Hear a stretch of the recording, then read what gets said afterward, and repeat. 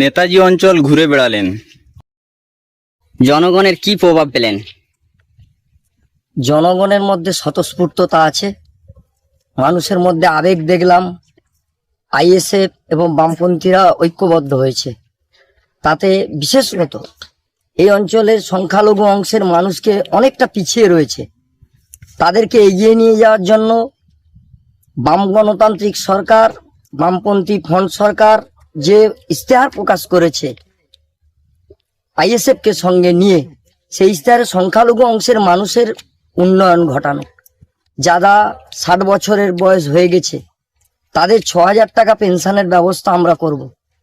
এই যে ইশতেহার, যে মানুষের মধ্যে একটা ব্যাপক সাড়া ফেলেছে, এবং মানুষের মধ্যে যে অত্যাচার, নেতাজি গ্রাম পঞ্চায়েতে যে মানুষ অত্যাচারের মুখে দাঁড়িয়ে আজকে তারা রুখে দাঁড়িয়েছে যে আমরা যেভাবেই হোক বামফ্রন্ট এবং আইএসএফ এর মধ্যে যে জোট হয়েছে সেই জোট প্রার্থীর পক্ষে আমরা থাকব।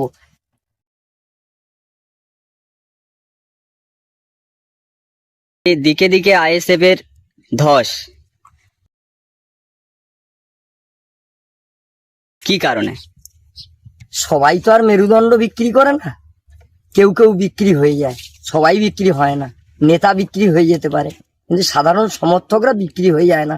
সাধারণ আজকের মিছিলে, এই আজকের প্রচারে বেরিয়েও তো দেখলাম মানুষ সবাই আইএসএফ ছেড়ে যায়নি, 2-1 নেতা চলে যেতে পারে, কিন্তু সাধারণ সমর্থকরা কেউ আইএসএফ ছেড়ে যায়নি। আমার দৃঢ় বিশ্বাস তারা বামফ্রন্ট এবং আইএসএফ এর যে জোট হয়েছে তার সঙ্গেই থাকবে। কাকদ্বীপ বিধানসভা জয়লাভ করার পর আপনার কর্মী বৃন্দদের জন্য কি বার্তা দেবেন? আমাদের প্রথম কাজ হচ্ছে এলাকায় শান্তি শৃঙ্খলা আমাদের বজায় রাখতে হবে। সাম্প্রদায়িক সম্প্রীতির যে পরিবেশ অতীতেও ছিল, সেই পরিবেশকে আমাদের আরো উন্নত করতে হবে, এবং গোটা কাকদ্বীপ বিধানসভা কেন্দ্র এলাকায় হাজার হাজার ছেলে মেয়ে কাজের সন্ধানে তাদের ঘর বাড়ি ছেড়ে বাইরে কাজে চলে যাচ্ছে। আমরা সেই সমস্ত যুবক যুবতীদের এলাকায় ফিরিয়ে আনবো, তাদের এনে বিকল্প কর্মসংস্থানের ব্যবস্থা আমরা করব, যাতে তারা ঘর বাড়ি ছেড়ে রাজ্যের সীমানা ছাড়িয়ে রাজ্যের বাইরে কিংবা দেশের বাইরে না চলে যেতে হয়। আমাদের প্রথম কাজ সেই বিকল্প কর্মসংস্থানের ব্যবস্থা গ্রহণ করা এবং এলাকায় সাম্প্রদায়িক সম্প্রীতি, গণতন্ত্র, শান্তি সম্প্রীতির পরিবেশ বজায় রাখা। বিরোধী দল করার জন্য অনেক কর্মী ঘর ছেড়ে বাইরে আছে, তাদের জন্য আপনি কি বার্তা দেবেন? আমরা বলছি আপনারা ফিরে আসুন, আমরা বামফ্রন্ট এবং আইএসএফ এর যারা আমরা ঐক্যবদ্ধ হয়েছি, আমরা আপনাদের পাশে থাকব।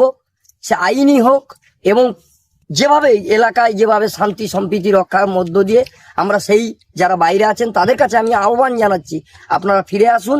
আপনাদের শান্তি প্রশাসনের কাছে আমরাও কথা বলবো, যাতে এলাকায় শান্তি সম্প্রীতির মধ্য দিয়ে তারা থাকতে পারে, সেই ব্যবস্থা আমরা করব। ধন্যবাদ।